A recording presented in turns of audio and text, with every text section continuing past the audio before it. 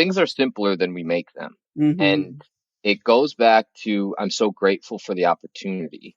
I'm willing to shed a lot of other things.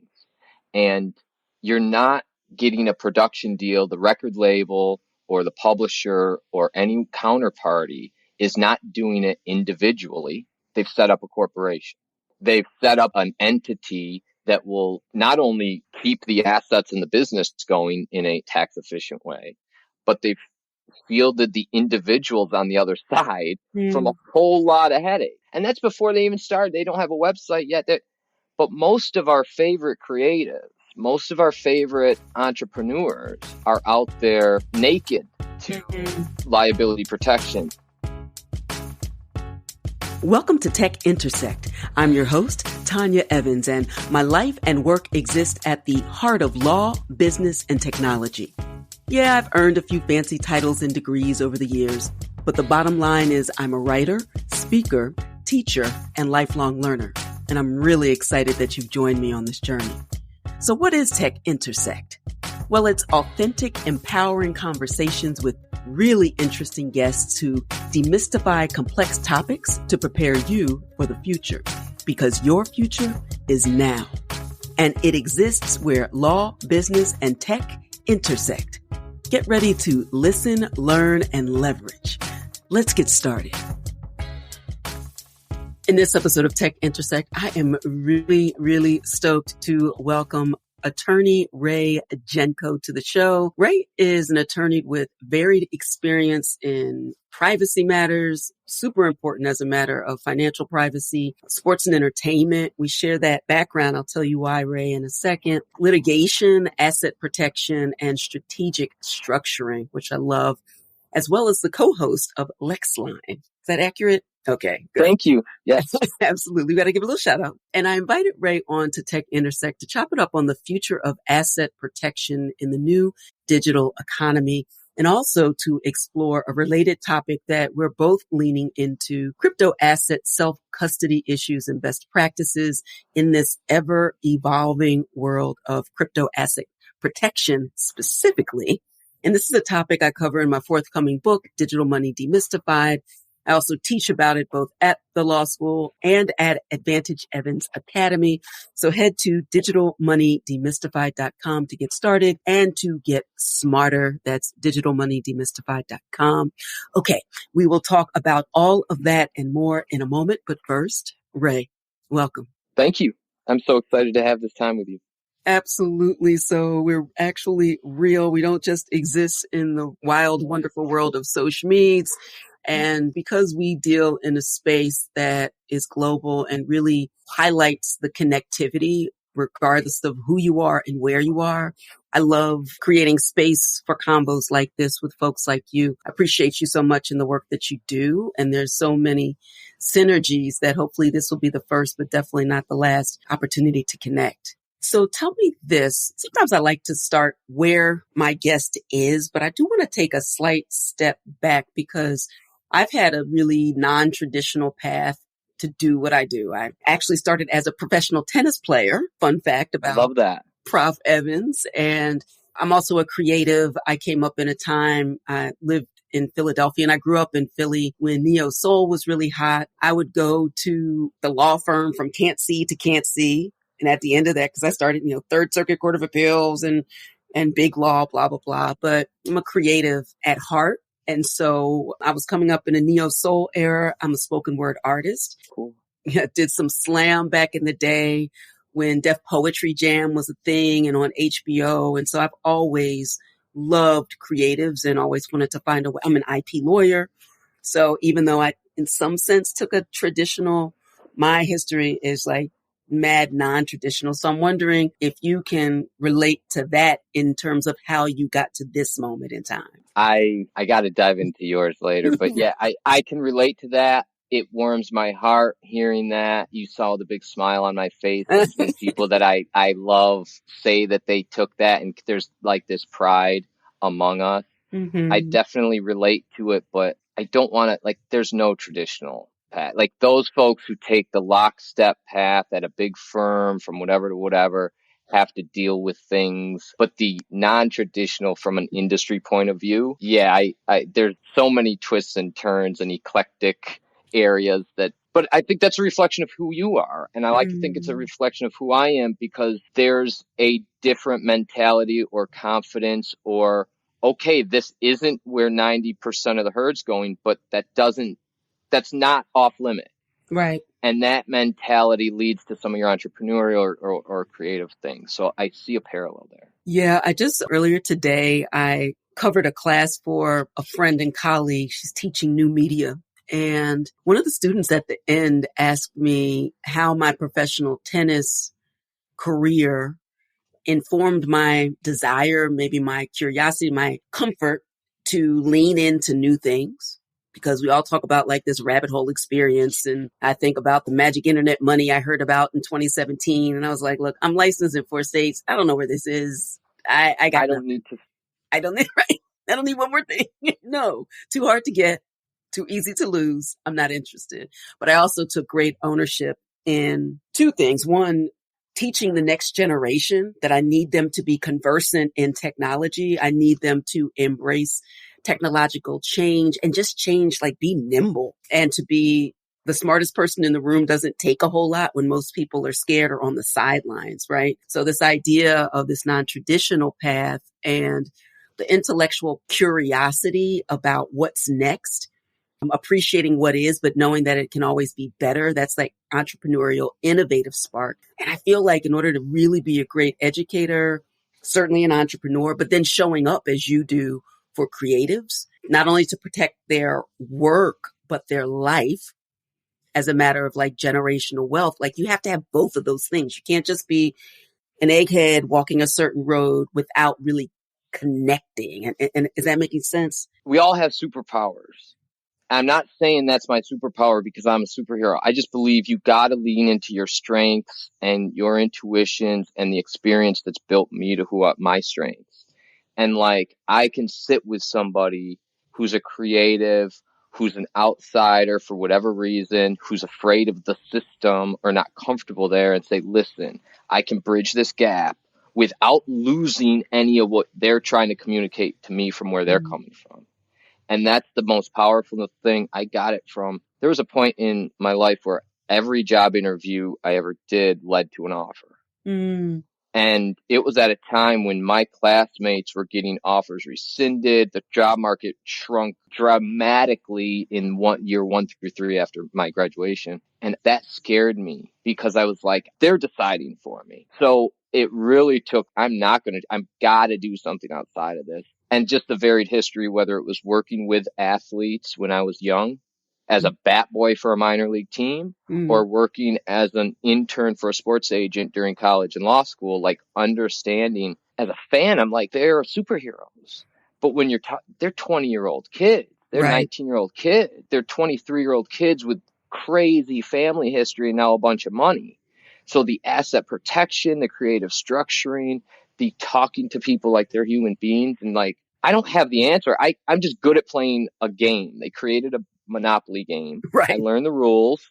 You need something over there. Like, what do you need? Let's figure it out, and I'll see if we can go get it. It's not like I can have all the solutions. So that really led to a lot of good things in my life. A lot of the big clients, a lot of the big cases where the decision maker, the client was like, yeah, there's this Harvard or big law, but Ray connects. There's a connection here. So that's really been a strength. That is really important. And I love how you categorized it as a superpower. I literally used that language this morning. And so you get me. But we all have it. And that's what I try and tell when you're talking about mentorship and showing up for others, I'm learning this mental model. I'm trying to be disciplined with it, and I'm repeating it to you, not because I'm still banging it into my head. So like, I try and take that. When you said it doesn't take much to be the smartest person in the room when most people are on the sideline, like I jotted it down because I have a couple of 14-year-olds that I'm talking to the next week. And like, that's what I need them to know. Yeah. They have it within in them already.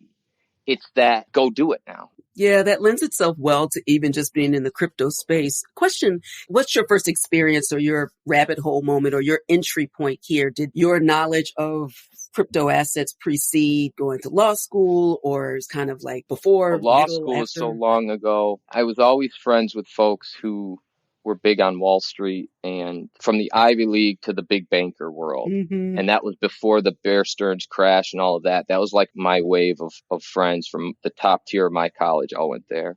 And some of the more ambitious ones were talking cryptocurrency to me and Bitcoin. And I remember running around Manhattan looking for like these Bitcoin machines and we were Yes. putting $100 bills in and stuff. And so I fumbled a big bag back then. I'm not even willing to look at what I bought. Understood. Been there, done But that. I was on my own as an attorney with a couple of like athlete clients, not making money, having my bills more than my income, just kind of grinding away. But I was so happy that I wasn't at the big firm anymore. I was just like, and they're great people. I don't want them to, but everyone was great, but it was a different mentality. I just like that, whatever it is, I can't describe it, but, so I had the little money I had, I lost it and fumbled it there. 2017, I hear about the Dow and the Lao, and I'm so ignorant. I thought smart contracts were legally related. I know. I mean, because, and that's what we're caught my lawyers. ear. And I said, what? Self-executing money? What's that mean? How does that work? At the time, I'm representing talent, writers, creatives, whether I believe you're going to make it in 5 years and I'm just grinding with you, or it's somebody who's has big deals and I'm selling life rights or documentaries that were pitched, et cetera, all IP, all creatives.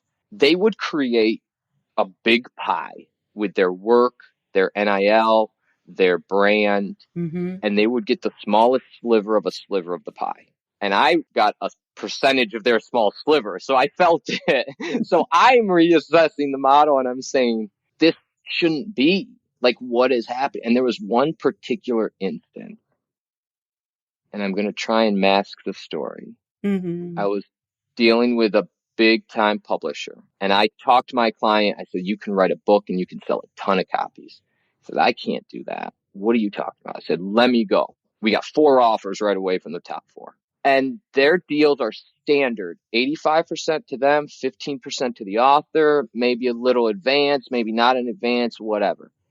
I said, okay. I go to sit down with them and they're drinking their expensive wine. And I say, how are you going to market the book? Oh, don't worry about that. His social media following is good enough.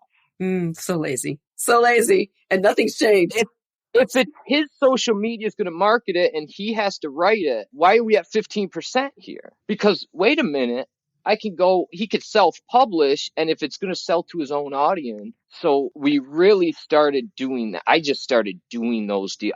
Every deal, instead of going to get a deal, we started self-producing these deals with clients. Yes. And that was a game changer for my firm to understand things. It was a game changer for those clients. And then I understand smart contracts. And then I start looking at, you don't even own your YouTube audience, but we're dependent on it in this business or this business. So I really, really dove into ETH, and it was just great timing. I think there was a big pipeline between entrepreneurs stuck at home, GME and AMC kind of excitement into crypto, into Ethereum, into CryptoPunks, like direct. So I really am drawn to there's so many benefits to this technology, so many benefits to blockchain. My impetus was talent getting a bigger piece of what they produce and using ETH or blockchain as a mechanism to weed out a lot of the expensive middlemen. Absolutely. When I think about extracting at a premium, right? Rent-seeking behavior where you're taking a lot and you're not adding anything, or you're just adding complete garbage, that you're intentionally adding quote unquote friction to make it seem like you're on a hill out there and we need to ask your permission to play your game by your rules, the rules we can't see and the rules that you'll change when we learn the rules. Like, it's complete bullshit, right? So being in a position at that point in time to understand that and to be able to leverage this technology in a way that we talk about the promise, but don't always see. Like, the promise still exists, but we don't always see it if we don't have people in positions of empowerment to show up for folks. Like, because you get it. You talked about earlier being that bridge, which is so important. It makes me think, as you were talking about some of the literary law stuff that I did back in the day, I practiced for 10 years before I started teaching. And the best way that I can explain automating performance right? Leveraging smart contracts is to think about some of the terms in those literary deals and maybe options or something like that. But that straight publishing deal where you may have escalating royalties, right? And it's a thing certain. It's a number certain. You shouldn't have to call me and we shouldn't have to find your agent and then rely on the publisher who's holding back your 6 months work. Like, it doesn't take all that, right? Not only does it not take all of that, but you were in the weeds. And when you're doing those deals, there's interpretation. And it's like, because now it's like less expensive. And now I got to call and say, what were the expenses? Right. And that's an individual human at the publishing company who's categorizing some expenditure as a related expense or a non-related expense. And I shouldn't have to audit their decision. That's right. And they shouldn't be in a position to just kind of move things to the ledger and then make the whole deal either more expensive for me to audit it or it doesn't get audited. It's sludge and unnecessary, but it's also opportunity for unfairness. Absolutely. And that's it. You enter now. And there's a power dynamic from the 1,000%. beginning of the contract where they're taking 85 to 15. It's a take it or leave it adhesion almost. Right. And now they're doing all the numbers and they're doing all the classification of the numbers. Right. It's their game, their rules, and Their you're game, their rules. grateful to play. But all of a sudden, you peek behind the curtain. Talk about that. You're grateful to play because they've made it that way. And I do deal with a lot of young athletes. And that's an attitude that is detrimental because there's more opportunity. The opportunities are never going to stop coming. But they have a lot of young, talented people believing that there's one chance and you either grab it or you miss it. But if you're talented and if you're genuine and if you're consistent, if you're doing the right thing, you're not screwing people over, the opportunities are going to multiply. They're going to attract to you, but it's not a one and done. It's not, I missed my chance because they give up leverage that they don't have to. And it's difficult because I've been there. I've been there too. Getting your first apartment or getting a job interview or anything, right? A paying client. But really, the talent has more power than they recognize.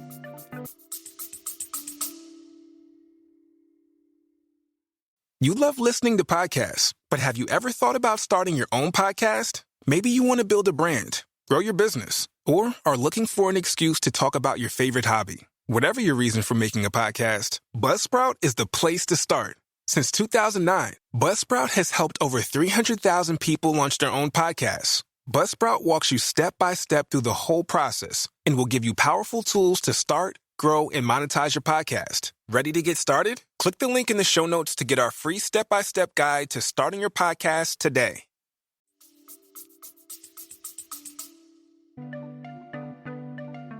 Hi, I'm Dr. Tanya M. Evans, author of Digital Money Demystified.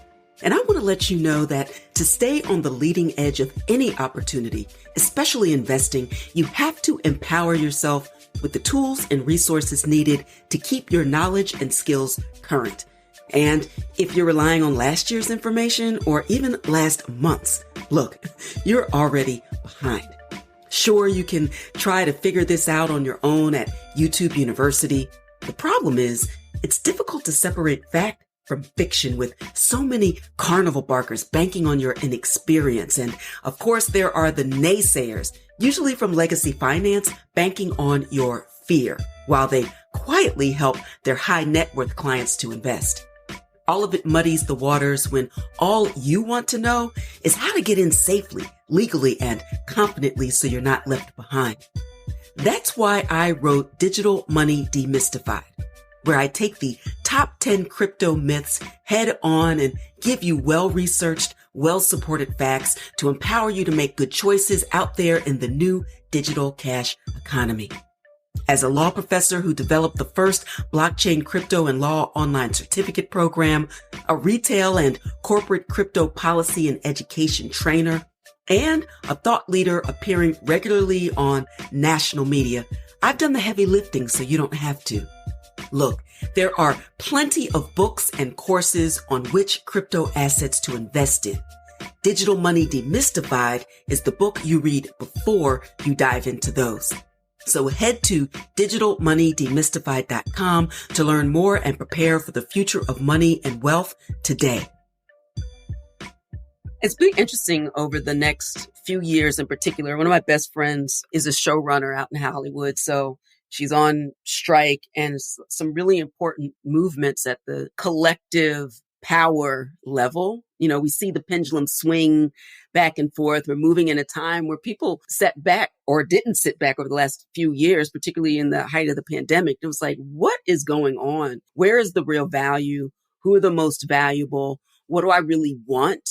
And it comes at this time where technology has made it easy. I'm just going to use the word easy. It's easier now than ever when I think of systemically marginalized folks and at any other time with the leverage of decentralized technology with a capital asset like a crypto asset, whether it's fungible or non-fungible in ways that and direct to consumer access, leveraging peer-to-peer technology and experiences to move value than at any other time that I could think of. Certainly in my life, I'm a Gen Xer. And so people are starting to wake up to that at the same moment where people are just unhappy enough to say, like, something's got to give.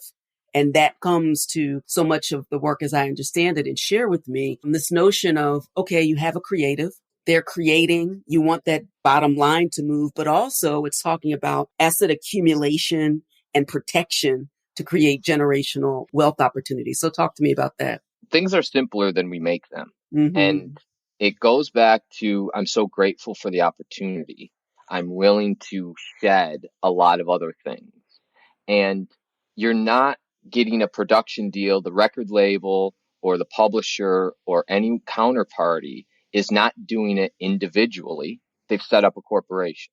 They've set up an entity that will not only keep the assets in the business going in a tax efficient way, but they've fielded the individuals on the other side from a whole lot of headache. And that's before they even started. They don't have a website yet.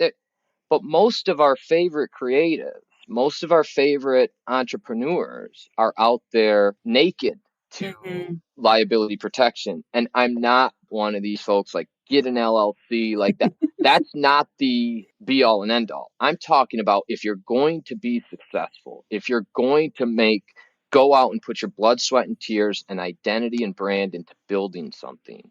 And it's dynamic and there's multiple revenue streams. You're doing multiple programming and there's a lot of things. You have to strategically think about the whole system, the whole organism.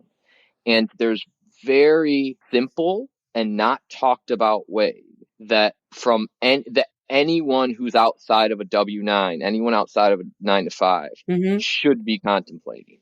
And many who are in the 9 to 5 still could benefit from creative structuring. But a corporation pays 21% tax. A successful individual pays 48% tax. Okay. Now, there are great creators out there. They grind and grind and grind and grind for 5 or 6 years. And then year 7, you make $900,000.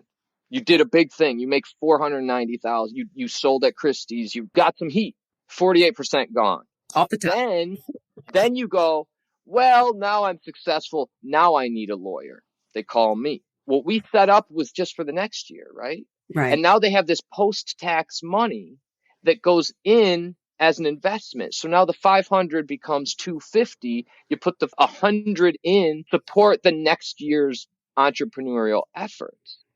If it's done on the front end, and I'm a degen, I love my people. If there's someone I want to help, I find ways to help them. I'm a bad business person. My law firm is not it's the least lucrative of my project. But if I'm willing, there's ways to get it done. The legal industry, the world has led people to believe it's way more expensive than it is. And I'm less expensive than that. We'll find a way. But if it's set up first, and now that corporation gets that year 6, 500. 100's out the door, you're at 400. Take only individually what you need to live on. And then the calendar year changes. That money's still on the business side to be used. So that just small things there. And that's not an LLC. That's a C Corp. Right. For generations, for decades, everyone said LLC is cheaper, easier, faster, blah, blah, blah. It's a pass-through organization. You get taxed the second they pay your fee, and then you need to prove that you had an expenditure. Right. As opposed to the other way around. So it is a hassle. You got to set up bank accounts. You got to do paperwork. But is it your plan to live off of your creativeness, or is it a hobby. Mm-hmm. Even if it's a hobby, you should do something to protect you and your family. But Mm-hmm. if you've made the commitment that that's your full-time gig, or you're trying for, if it's within you to believe that it's going to be successful, you're making it doubly hard to Mm-hmm. not do it first. Absolutely. So that's the speech I've been given. If you're an engineer or a scientist, you love Formula One, you love cycling, you love learning about how new technologies are changing the world around us, then I thought you may want to listen into my new podcast, the Neil Ashton Podcast. We talk to leading engineers and scientists from around the world, hear about their life stories, hear about new technologies, and hopefully educate you and give you a better sense of how key things like machine learning, artificial intelligence, supercomputing are changing the world around us. If that sounds like it's something you might like, you should come and have a listen. No, it's excellent. And it's the stay ready so you don't have to get ready law model. It also makes me think of, it's funny, tomorrow I sign off on some new estate planning documents. And when I started at Big Law, I wasn't doing IP. My mom's a patent attorney. And when I ran kicking and screaming, almost wanting to jump out of the window to get out of Big Law, I had a soft place to fall with my mom, who already had her own practice. But I was at some big firms doing trust and estates work for high net worth individuals. My second firm was specifically with athletes. So you're preaching to the converted. I totally get this. And one of the important things at the time that I'm realizing now personally and professionally is even more important as I'm managing, navigating crypto assets as well, and incorporating that into a lot of what I do at Advantage Evans Academy focuses on the use of trusts. It's the same way I used to think about setting up special trusts for intellectual property, or in this way, maybe you have that separate trust and it probably should have been in a corporation or something of that nature. But the other side of it is maybe you have real and personal property, some other things, but this intangible personal property, that same trustee or even that same corporate trustee is not going to have the same level of knowledge that I need them to have in order to exploit those rights after the passing of that creative or that owner. And I started to think of that in the same way with crypto assets as well. Like you can have one trustee or a set of trustees for one thing, but if you appoint someone and they don't know what the hell they're doing in terms of navigating crypto assets, in terms of custody or multi-sig, unlocking your self-custodied assets or trying to track them down if they're on some third party, God forbid, platform. Like, how do you make sense of that for your clients as well? And bridging the divide with the use of trust assets or other non-probate assets like that. There's a lot there. One is I'm working on with a friend who's a developer and somebody who's built a lot of functional stuff in the Ethereum world on a protocol that would allow crypto asset recovery from a family member. We're not talking about title transfer. That's left for the probate or the non-probate documents that you talked about. But if husband is in a car accident and wife has never touched MetaMask, what happens? So there's some solutions out there, nothing very robust. That's an area that my clients and my people, you at least have to be conscious of that there's a gap. There's rudimentary processes that you can lay on top right now. Call my friend Tony or call, but like that's not sufficient. That's not mass adoption. And I'm afraid that gap is where a centralized vacuum will fill in, and then all of this will be for naught. Right. So we're working on decentralized protocol there, and some exist, and there's some good people working on it. As far as title and access, those are two different things. Title, there's some particular cases, and as attorneys, we look at the jurisprudence, what's happened in the past. As the facts change, as the context changes, as the blockchain is now they're more distinguishable from the past and they're less predictable. And some of the criminal charges that we are seeing as we follow these cases rest upon civil breaches. And in that case, there's opportunities I don't even want my clients trading NFTs, buying PFPs individually. Right. Set up an entity there because there's a lot of DOJ activity, admin activity where we don't know how they're going to interpret this. So it's just a layer of protection. And there's ways and instruments to turn your personal collection into an LLC or corporate collection that's an asset purchase or a transfer. That would then be a taxable event appropriately. Mm-hmm. But then moving forward, it's there. And then you can have an operating agreement or internal board documents that say this individual is the agent to trade our corporate assets. And now Mm-hmm. it's within his scope of, and you can buy director or insurance more easily in this case, as opposed to just being an individual. So it seems silly to some. We're risk averse sometimes, even though Mm-hmm. I'm a big time risk taker. I believe that there's protections to be had that are just low hanging fruit. If I'm trading, if I'm doing roll bid, if I'm in the US or outside of the US, if there's an entity around you, Mm-hmm. it's smarter, because some of these cases, we're seeing more and more novel legal theories, and it's tough to defend against everything, Right. as opposed to just have that shield around you. I'm not saying it's 100% perfect, but that's one thing. The other is I'm a big trust person, Okay. and I'm a big corporate person, because the trust separates the asset from the individual's personal liability. Mm-hmm. A corporation can do the same, and it can be stronger in some instances. So they're not interchangeable, but Mm-hmm. sometimes they overlap in the goals that they can meet. I have a lot of clients who are board directors of their own C Corp, and Mm-hmm. it's kind of cumbersome to them or new to them. But over time, those taxes are instead of taking out 30% every year, you're putting it in, and it's reinvested. Even if you're buying real estate, Right. something that's not very complex, keep it there. Absolutely. Oh, we've had that model for so long. I'm glad that you said that. A couple of things come up. One, I think of clients in the past and some of my own personal dealings where if you're going to buy a new property, I'll set up a new LLC just for that. And if something goes left with that one, it's not taking down the whole empire, right? It's focused on that, or a corp. And we have to just be more, with much power comes much responsibility. We have been indoctrinated to believe that we'll never be as smart as the others, so we shouldn't trust ourselves with our own stuff. And it's a complete mindset shift. I had to challenge my own assumptions to really, like people say, I'm afraid to carry my own. Really? Are you afraid to carry your own wallet? Are you afraid to make these decisions? Because to your point earlier, it always seems bigger than life. And these people are smarter, richer, better than you. And you should be grateful to have this opportunity to do X, Y, and Z. No. This space flips that narrative on its ear. And some of the frightening aspects of that are to just lean into the education. There's far fewer barriers, impediments to people entering the space. A lot of it has to do with your willingness and your level of high quality education in the space. And that does not mean formal. I'm a full tenured professor and a co-hire at the Penn State Institute for Computational and Data Sciences. And I never learned more about money and business and myself than I did since 2017 when I was introduced to this space. None of it. I was the editor-in-chief of my journal, blah, blah, blah. None of it. I have parents who are a surgeon and a lawyer. None of it.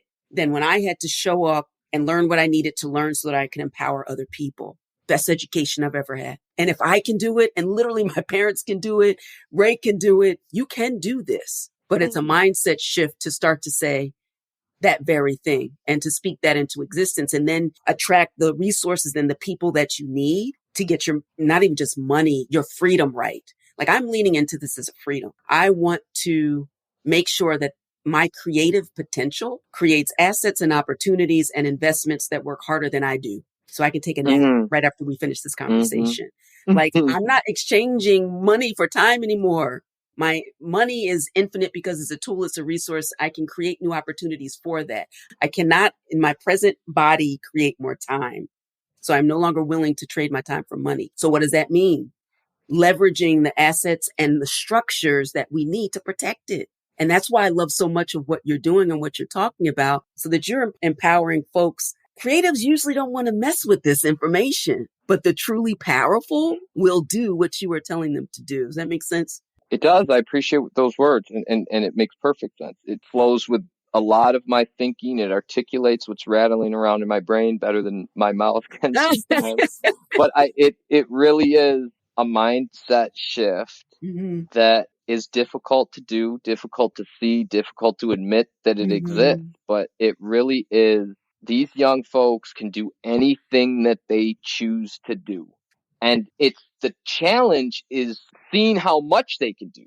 Because if you think about, wow, I can do anything, but you only think I can be a bus driver, a cop, and a lawyer, like that's the challenge, the elasticity of the mind, and then decide what you want to do. So like you're preaching to the choir. I really like that concept because that mindset shift is very, very important. And the time for money, I'm there as well. I contemplate a lot. Does it have to be an evolution? Because you said anymore, and I feel the same way. Can we get it earlier? Like, can we get the talented young people? Yes. Can we get the talented young people to the place where you and I just are like, I'm done with that. Time for money. Earlier and earlier in their lives, because then what a better world it'll be. Because there's a lot of talent locked up, like bagging groceries and crap. It frustrates me. Not the bagging groceries. That's an example of like being economically tied to change your time to money. Exactly. Absolutely. Because you got to show up. Don't show up, right? Don't show up, don't eat. There's so many other options. I'm really excited about the opportunity and possibility. I'm happy that the light bulb is going off at a time when we can still reach up, down, over, side, wherever. And look, Harriet Tubman said, you can't take Sojourner Truth. You can't take everybody with you, but the ones who are ready to rock, Ray and I are ready to roll. And this is a really exciting conversation. I want to wrap up by leaving some breadcrumbs for folks to follow, not only to connect with you, but if you leave them with any takeaway from this convo that you want to make sure, if you didn't hear anything else about this conversation today, take this, John, and run with it, as we say in Philadelphia. A joint could be anything. It's many, many things. But Ray's about to give you something for you, Johns, out there to take away from this conversation. DigitalMoneyDemystified.com. I would start there. There's no one thing to take. Like, you could do anything. I'm still hammering that into my head. I like listening to the way you speak about it because it encourages me and keeps me on the straight and narrow with that point of view in mind. But we had such a wide-ranging conversation. I think you started with, I'm a creative. I think a lot of people are creative. And they don't even want to say that. And that frustrates me because it stopped them. So the wrap up would be like, just go into what you feel like. There's so much out there. Go to what attracts you and find your people, like you said, and find that there are like-minded people. Show up. I love this conversation, but there shouldn't be artificial chains. There's enough hurdles out there by other people and by the world. So anything that you see a path, like, explore it. Absolutely. Let's be fearless. There's no mistakes, only new information. So let's go get that new information. And then that gives us the opportunity for a new decision.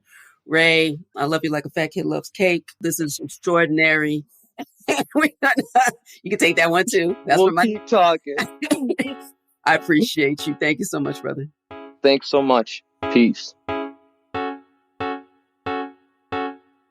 Thank you so much for listening to the Tech Intersect Podcast. I hope you enjoyed this episode. If you love it, please tell the world. If not, go ahead and tell me. And in either case, drop a comment or ping me on social media at IPProfEvans with the hashtag Tech Intersect. And finally, a quick reminder on digital safety. There are a lot of scammers out there impersonating me and others, and I need your help. Now hear this, and remember, I will never slide into your DMs to say peace and blessings or hey, and I will never reach out to solicit your time or your money on social media, like, ever. I'm not a trader. I am an educator and an attorney licensed in 4 states. Thank you very much. I'm here to inform, inspire, and empower. No cap. And definitely no Forex. So be careful, make good choices, and remember, I developed an entire free masterclass about the topic of digital safety in the crypto space.